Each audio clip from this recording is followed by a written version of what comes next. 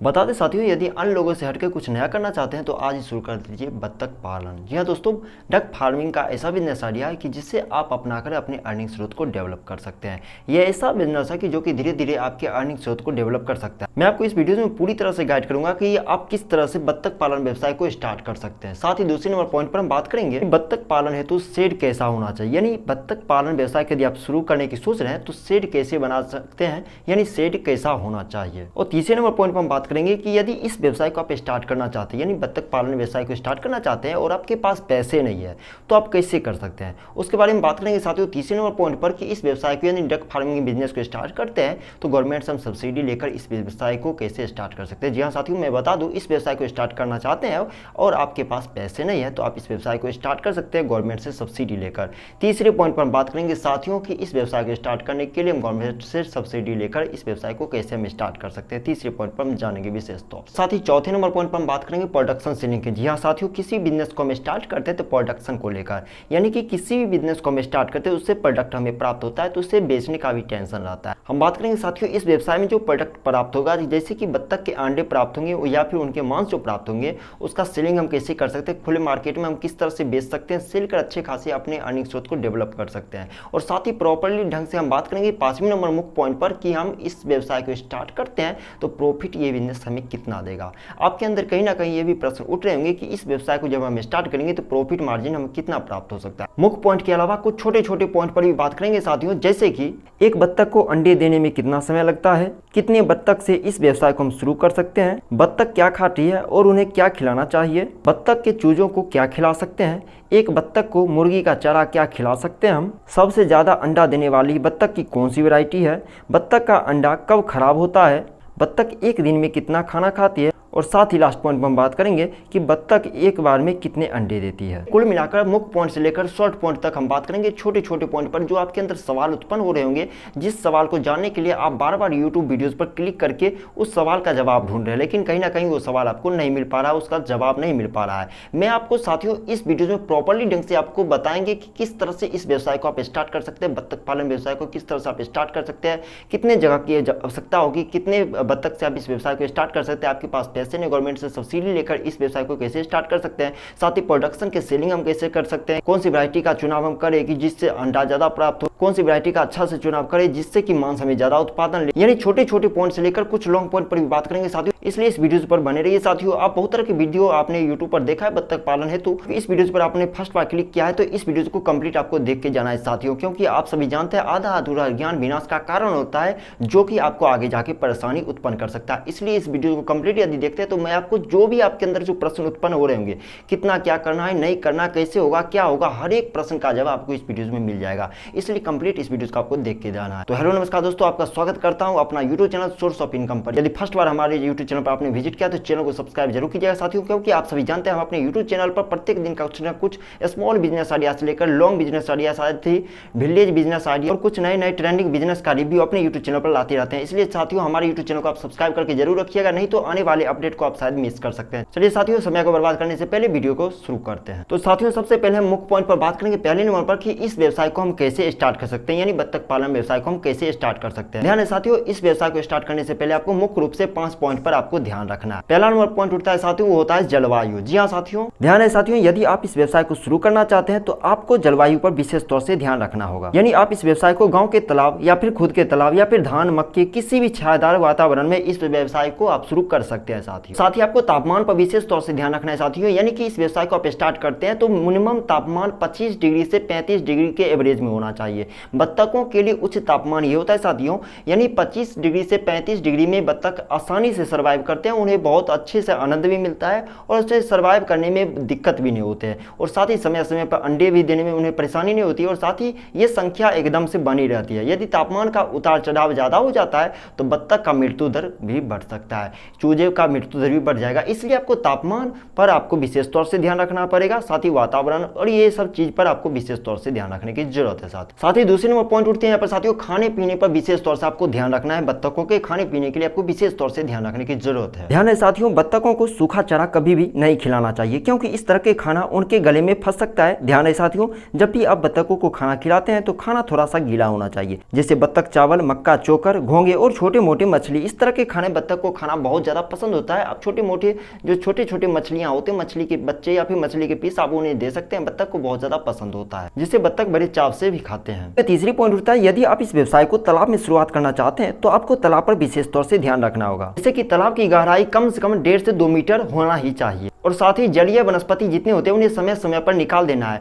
और प्रति हेक्टेयर के हिसाब से 2 से 3 किलोग्राम चूने का आपको छिड़काव करते रहना है समय समय पर। और साथ ही तालाब के किनारे आपको बाड़े बनाना है, और बाड़े ऐसा होना चाहिए कि हवादार हो, और किनारे पर ये बाड़े होना चाहिए। बाड़े आप जैसे लकड़ी या फिर बांस के बना सकते हैं। साथियों ध्यान है साथियों, 1 हेक्टेयर एरिया में आप 300 बत्तख पालन कर सकते हैं। यहाँ पर चौथी पॉइंट उठती है कि बत्तखों के लिए आपको साफ सफाई पर भी विशेष तौर से ध्यान रखने की जरूरत होगी। बत्तखों में रोगों से लड़ने की क्षमता मुर्गियों से काफी अधिक होती है, लेकिन गर्मियों के मौसम में इन्हें खास देखभाल की जरूरत होती है। इसके अलावा बत्तखों के रहने की जगह पर गंदा दाना पानी, दूसरे जानवरों से नजदीकी और गीला कूड़ा कभी भी नहीं रहने देना है। बत्तखों का फर्श हमेशा सूखा व साफ रखें। बत्तखों के चूजे हमेशा रोग रहित अच्छी नर्सरी से आपको प्राप्त करना है। बीमारी बत्तखों को तुरंत झुंड से अलग करना है, नहीं तो वो बीमारी का संक्रमण अन्य बत्तखों में आ जाएगा, जो कि आपको लॉस लगा सकता है इस व्यवसाय में। मृत बत्तखों को जला दे या फिर कहीं दूर ले जाकर आप दफन कर सकते हैं, जो कि आपके लिए बहुत अच्छा खासा रहेगा इस व्यवसाय को आगे लंबे स्तर तक ले जाने के लिए। साथ ही किसी भी तरह का बीमारी यदि आपको नजर आता है कि व्यवसाय में आपको किसी तरह का नुकसान हो रहा है, तो आपको मुख्य रूप से चिकित्सक का सलाह आपको जरूर लेना है साथियों समय समय पर,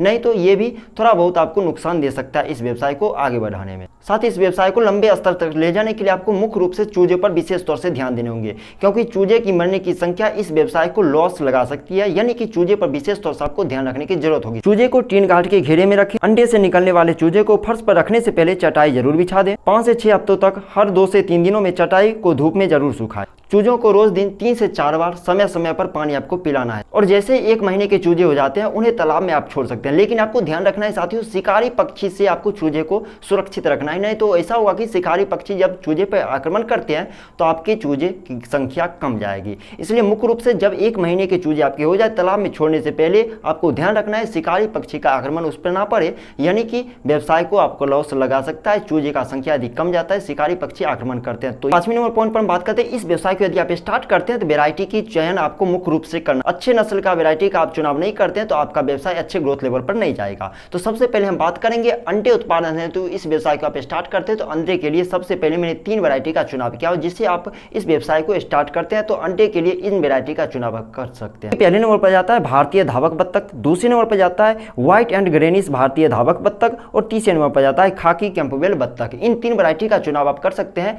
जो कि अंडे उत्पादन में बहुत अच्छे खासे परफॉर्म करते हैं। और साथ ही मांस उत्पादन करने के लिए यदि इस व्यवसाय को स्टार्ट करते हैं, उनके लिए मैंने 4 वैरायटी का चुनाव किया हूं, जिसका आप जैसे इस व्यवसाय में चुनाव कर सकते हैं। पहले नंबर पर जाता है मांसकोबी बत्तख, दूसरे नंबर पर जाता है आइलेस बरी बत्तख, तीसरे नंबर पर जाता है स्वीडन बत्तख, और चौथे नंबर पर जाता है रूल कगुआ बत्तख। जैसे कि आपके मन में यह सवाल उठ रहा होगा कि मैं मांस के साथ अंडा दोनों का उत्पादन एक साथ अच्छे खासे उत्पादन लूं, तो उसके लिए जो सो आप कैंपबेल नामक बत्तख का चुनाव कर सकते हैं। कैंपबेल बत्तख जो होते हैं साथियों, इसका उत्पादन क्षमता बहुत ज्यादा है, यानी साल के 365 दिनों में 300 से भी अधिक अंडे का उत्पादन देती है। कैंपबेल नामक वैरायटी जो है बत्तख का, आप उनका चुनाव कर सकते हैं। बहुत अच्छे खासी वैरायटी ये जो है परफॉर्म करती है। आप इस व्यवसाय में यानी दोहरे उद्देश्य उत्पादन के लिए ले सकते हैं साथियों, और बहुत अच्छे खासी ये वैरायटी है, यानी कि इनका उत्पादन क्षमता अंडे का और मांस का उत्पादन क्षमता बहुत अत्यधिक। चलिए साथियों, इतना होने के बाद हम आ गए अपने मुख्य रूप से दूसरे नंबर मुख्य पॉइंट पर, जो कि जाएगा शेड कैसा होना चाहिए। इस व्यवसाय को आप स्टार्ट करते हैं तो शेड पर मुख्य रूप से ध्यान देने होंगे साथियों। आपको हर एक पॉइंट पर विशेष तौर से मैं जानकारी दूंगा, इसलिए मैं आपको बार बार कहता हूं वीडियो को स्किप नहीं करना है, वीडियो को अंत तक देख कर ही जाना है। जो नॉलेज जो जानकारी चाहिए, जो अन्य वीडियो पर आप जाने की कोशिश करते हैं, जो जानकारी लेने के लिए सभी तरह का जानकारी आपको इस वीडियो में मिल जाएगा।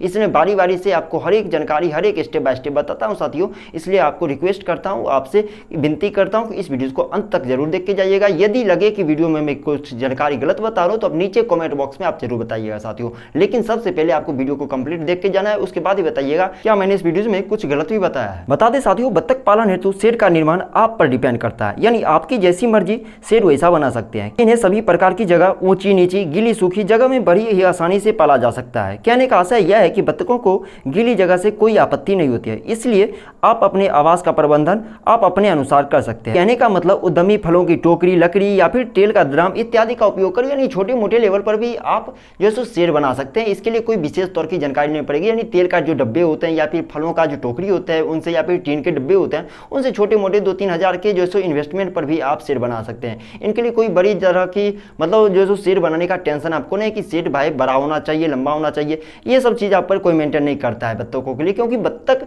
जो शेड से ज़्यादा पानी और खुले में रहना ज़्यादा पसंद करते हैं, इसलिए शेड ज़्यादा मेंटेन नहीं करते हैं। गीला हो, कचरा हो, ये सब साफ सफाई पर विशेष तौर से ध्यान देना है। शेड पर ज़्यादा आपको इन्वेस्टमेंट नहीं करना है साथियों। लेकिन शेड बनाते समय आपको ध्यान रखना है शेड कैसा भी हो लेकिन गेट उसका बड़ा होना चाहिए, यानी प्रवेश द्वार जो हो शेड के अंदर जाने का प्रवेश द्वार वो थोड़ा सा ऊंचा होना चाहिए। क्योंकि आप सभी जानते हैं साथियों, जब बत्तख अंदर जाती है शेड के अंदर उनका गर्दन ऊंचा होता है, सिर उठाकर वो अपने जो है शेड में जाती है, इसलिए दरवाजा ऊंचा होना चाहिए थोड़ा सा। बत्तख के साइज से ज्यादा भी बना सकते हैं, 2 फुट 3 फीट 4 फुट का भी बना सकते हैं, ये आप पर डिपेंड करता है। लेकिन शेड पूर्व से पश्चिम दिशा की तरफ होना चाहिए, विशेष तौर से ध्यान रखना है, क्योंकि आमतौर पर देखा जाता है एक बत्तख को रहने के लिए 2 से 3 वर्ग फुट जगह की आवश्यकता होती है। यानी ये सब चीज आप पर डिपेंड करता है, कैसा भी हो शेड सब कुछ चलेगा। हवादार होना चाहिए, शेड पूर्व से पश्चिम की तरफ होना चाहिए, गेट ऊंचा होना चाहिए, और जब भी शेड बनाते हैं तो शेड और दूसरे शेड के बीच की दूरी कम से कम 20 फीट होना चाहिए। 20 फीट की दूरी के ही रेंज में आपको शेड बनाना है। दूसरा शेड यदि बनाते हैं तो यदि शेड अलग आसपास में नहीं है तो बात ही खत्म है साथियों।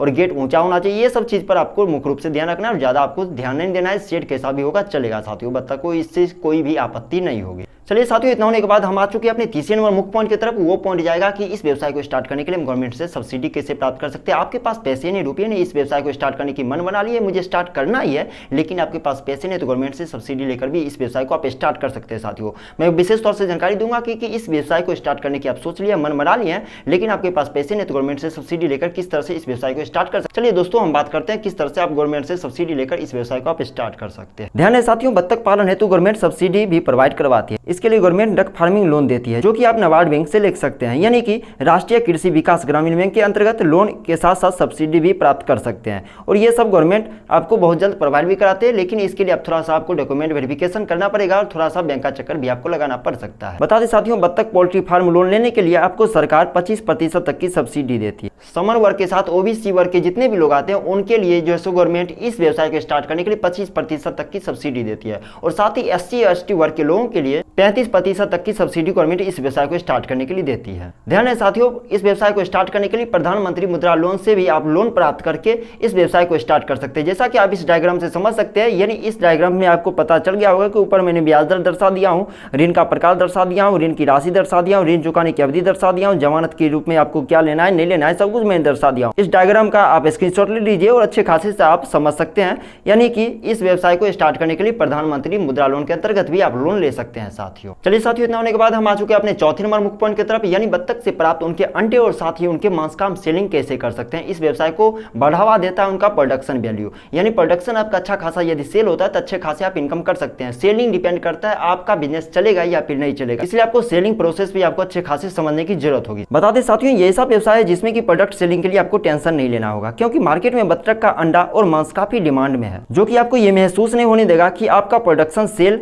कैसे करना है। यानी डक फार्मिंग का इतना डिमांड है कि पश्चिम बंगाल, असम, ओडिशा, केरल, आंध्र प्रदेश और तमिलनाडु जैसे स्टेट में बड़े पैमाने पर किसान बत्तख पालन कर रहे हैं और अच्छे खासे बड़े पैमाने पर अच्छे खासे इनकम कर रहे हैं और मोटा जो सो इनकम कर रहे हैं साथियों। आप इस तरह से अपने इनकम को भी डेवलप कर सकते हैं, यानी कि इस व्यवसाय से आप जो प्रोडक्ट प्राप्त कर रहे हैं अंडे या फिर मांस, वो आपको सेल करने के लिए आपको टेंशन नहीं लेना पड़ेगा। यानी कि 10 किलोमीटर के दायरे में, 20 किलोमीटर के दायरे में जितने भी लोग हो गए या फिर जो खरीदते हैं मांस या फिर अंडे, वो आपके पास खुद चल के आएंगे। आप भी देखे होंगे साथियों, साथियों अपने एरिया में जितने भी पोल्ट्री फार्म होंगे उनके प्रोडक्शन का सेलिंग करने के लिए उन्हें टेंशन नहीं रहता है, या तो कंपनी वाले ले जाते हैं या फिर लोकल एरिया में उनका सब प्रोडक्ट बिक जाता है। तो आपको भी टेंशन नहीं लेना कि इस व्यवसाय से प्राप्त प्रोडक्ट को हम सेल कैसे करेंगे, उसके लिए कोई भी टेंशन नहीं लेना, बस आपको स्टार्ट करना है, प्रोडक्शन ऑटोमेटिक आपको सेल हो जाएगा। जैसे जैसे पता चलेगा कि आप बत्तख पालन का व्यवसाय कर रहे हैं और अंडे और मांस का सेलिंग कर रहे हैं तो आपके फार्म पर दूर दराज के लोग आएंगे और आपका प्रोडक्शन ऑटोमेटिक एक जगह पर बैठे बैठे सेल हो जाएगा। इसके लिए आपके सेलिंग करने का टेंशन कभी भी नहीं लेना है साथियों। चलिए साथियों, इतना होने के बाद हम आ गए अपने लास्ट और सबसे मुख्य पॉइंट पर। लास्ट पॉइंट पर हो जाएगा कि इस व्यवसाय को हम स्टार्ट करते हैं तो कितना प्रॉफिट मार्जिन प्राप्त कर सकते हैं,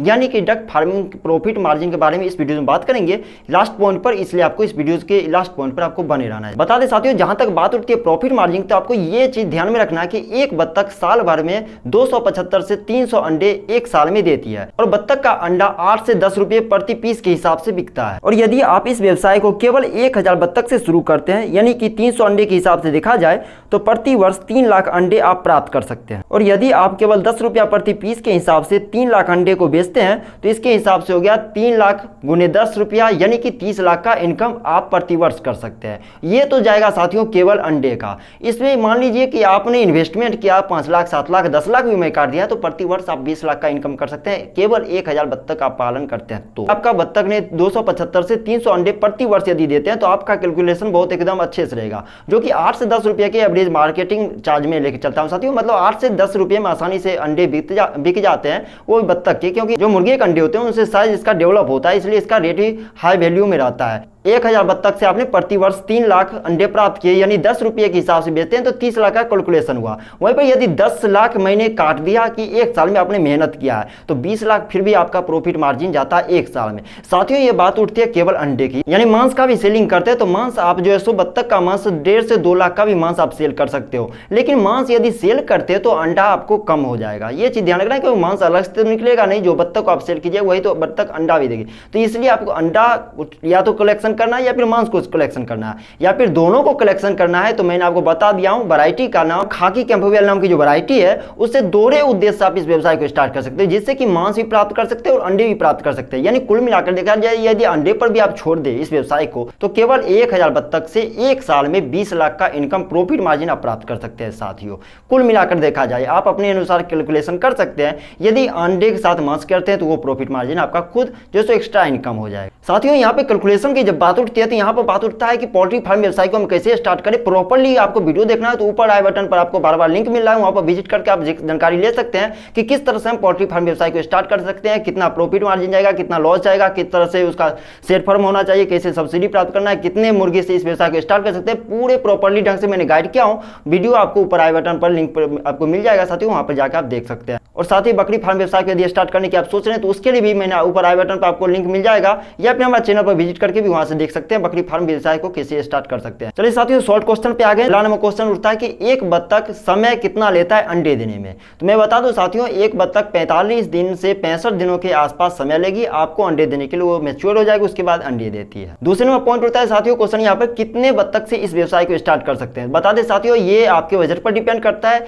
आप 10 बत्तख से भी कर सकते हो, 10,000 बत्तख से भी कर सकते हो, 1000 बत्तख से भी कर सकते हो। ये मतलब आप पर डिपेंड करता है, आपके पास जितने बजट है उतने बजट के अनुसार आप इस व्यवसाय को स्टार्ट कर सकते हो। साथियों यहाँ पे तीसरा पॉइंट उठता है क्वेश्चन कि बत्तख क्या खाती है और साथ ही उसे क्या खिलाना चाहिए। आमतौर पर बत्तख को ताजी हरी पत्ती किसी भी सब्जी का आप खिला सकते हैं, साथ ही ताजी मटर, मक्के के दाने, ताजबूट और कटे हुए टमाटर को बड़े मौज से बत्तख खाती है। लेकिन बत्तख को छोटे छोटे पीस के जो मछलियां होते हैं उन्हें बत्तख खाना बहुत ज्यादा पसंद करते हैं, इसलिए आपके पास यदि पैसे है बजट अच्छे खासे हैं तो मछली का भी आप जो सो बत्तख के खाने में दे सकते हैं। बत्तख उन्हें खाना बहुत ज्यादा पसंद करते हैं, या फिर जो तालाब में आप पालन करें बत्तख को वहां उस तालाब में भी डाल दीजिए और बत्तख उन्हें आराम से खाती रहेगी और आपको खाना देने का टेंशन नहीं रहेगा। बत्तख एकदम जो सो अपने समय समय पर खाना खाती रहेगी। यहाँ पे साथियों चौथी नंबर प्रश्न उठती है कि बत्तख के चूजे को क्या खिलाना चाहिए। चूजों को आप डेंडेरियल साग, कटी हुई घास और खरपतवार जो कि रासायनिक रूप से अनउपचारित होने चाहिए, साथ ही कीड़े, स्वीट चार्ट, केल, मटर और गीला दलिया भी चूजे को खिला सकते हैं, क्योंकि समय समय पर इस चीज को आपको परिवर्तित भी करते रहना है।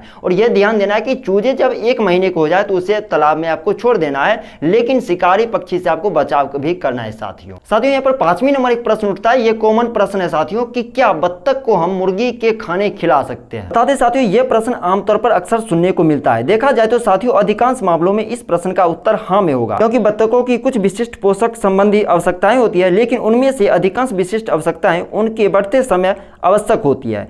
एक बार जब बत्तख यौन परिपक्वता तक पहुंच जाती है तो उन्हें आमतौर पर मुर्गियों के समान भोजन आप देते हैं तो बहुत अच्छा खासा रहता है और बत्तख का विकास एकदम समान रूप से सुचारू होती रहती है। साथियों, यहाँ पे 6 नंबर प्रश्न उठती है कि सबसे ज्यादा अंडे देने वाली बत्तख की कौन सी वैरायटी है। तो मैंने अभी भी बताया हूँ, थोड़ी देर पहले ही बताया, तो शुरू में बताया हूँ कि कैम्पेबियल नाम की बत्तख की जो वैरायटी है सबसे ज्यादा अंडे का उत्पादन देती है, यानी साल के 365 दिनों में 300 से भी अधिक अंडे का उत्पादन देगी। यदि इस व्यवसाय को स्टार्ट करते हैं तो इस बत्तख का वैरायटी का चुनाव आप कर सकते हैं और दूसरे उद्देश्य में भी इस व्यवसाय को स्टार्ट करते हैं तो भी कैम्पेबियल नाम के बत्तख का भी चुनाव आप कर सकते हैं, क्योंकि इनका मांस का प्रोडक्शन भी वैल्यू ज्यादा है और साथ ही अंडे प्रोडक्शन का वैल्यू भी बहुत ज्यादा है। 7वें नंबर प्रश्न उठता है कि बत्तख का अंडा कितने दिनों में खराब होता है, यानी कब खराब होता है। यदि सर्दी के मौसम में देखा जाए तो बत्तख का अंडा आमतौर से 10 से 15 दिन या फिर महीने तक भी रह सकती है। जैसे जैसे गर्मी बढ़ती है तो आपको फ्रिज का सहारा लेना पड़ सकता है, क्योंकि आमतौर से देखा जाता है गर्मी के महीने में 2 से 3 दिन में बत्तख का अंडा खराब होने लगता है। वहीं पर फ्रिज का सहारा लेते हैं तो 1 महीने से 1.5 महीने तक भी बत्तख के अंडे को सुरक्षित आप रख सकते हैं। साथियों, यहाँ पे 8वें नंबर प्रश्न उठती है कि बत्तख एक दिन में कितने खाना खाती है। मैं बता दूं साथियों, एक बत्तख एक दिन में 4 से 6 पाउंड खाना खाती है। यहाँ पे साथियों लास्ट और सबसे बेस्ट पॉइंट उठता है कि एक बत्तख एक दिन में कितने अंडे देती है। तो आमतौर पर एक बत्तख एक दिन में एक ही अंडे देती है, उससे ज्यादा नहीं देती है। तो साथियों, मैंने विशेष तौर से इस वीडियो में आपको विशेष जानकारी दिया हूं किस तरह से इस व्यवसाय को स्टार्ट कर सकते हैं, कितने में इस व्यवसाय को स्टार्ट कर सकते हैं, कैसे इस व्यवसाय को स्टार्ट कर सकते हैं, यानी क्यों क्यों कैसे, इस तरह के जो भी प्रश्न होते हैं उसके जवाब मैंने विशेष तौर से इस वीडियो में दिया हूं। साथ ही आपके पास पैसे नहीं, गवर्नमेंट से सब्सिडी कैसे लेंगे, कितने एरिया में इस व्यवसाय को स्टार्ट करना है, किस तरह का फॉर्म होना चाहिए, कहां से चूजा प्राप्त करना है, उसका भोजन कैसा होना चाहिए, किस तरह की बीमारी से आपको सुरक्षित रखना है, सभी तरह की जानकारी मैंने इस वीडियो में प्रॉपर्ली ढंग से आपको समझाने बताने की कोशिश किया हूं। साथियों, अभी तक लगाओ कि वीडियो में बताई गई जानकारी आपको कुछ मैंने गलत बताया तो नीचे कमेंट बॉक्स खुला हुआ है, वहां पर आप कमेंट में बता सकते हैं भाई आपने इस पॉइंट पर ये गलत बताया। यदि आपको लगा है कि वीडियो में बताई जानकारी मैंने बहुत अच्छे तरीके से आपको बताया हूं तो कमेंट बॉक्स में अपना राय जरूर बताइएगा। इस तरह के और भी लेटेस्ट वीडियो देखने के लिए हमारे YouTube channel source of income को आप सब्सक्राइब कीजिए, हमारे यूट्यूब चैनल को विजिट किए। बहुत तरह के अच्छे खासी वीडियो मैंने अपने यूट्यूब चैनल पर ऑलरेडी पोस्ट किया, वो लगभग रेगुलर पोस्ट ही होता रहता है। आप विजिट करके हमारे यूट्यूब चैनल पर अच्छे खासी वीडियो देख सकते हैं। साथियों, मिलते हैं साथियों अगली वीडियो में अच्छी जानकारी के साथ, तब तक के लिए देखते रहिए हमारे YouTube channel source of income को। धन्यवाद साथ।